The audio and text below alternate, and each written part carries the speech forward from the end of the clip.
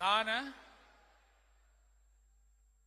C. Joseph Vijay எனும் நான்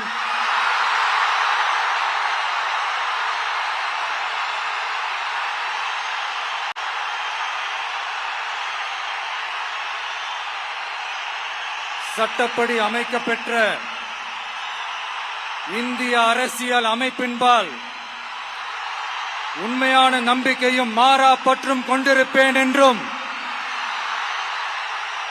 இந்திய நாட்டின் ஒப்பில்லாத முழு முதல் ஆட்சியையும் ஒருமையையும் நிலை நிறுத்துவேன் என்றும் தமிழ்நாட்டு அரசின் முதலமைச்சராக உண்மையாகவும் உளச்சான்றின்படியும் என் கடமைகளை நிறைவேற்றுவேன் என்றும்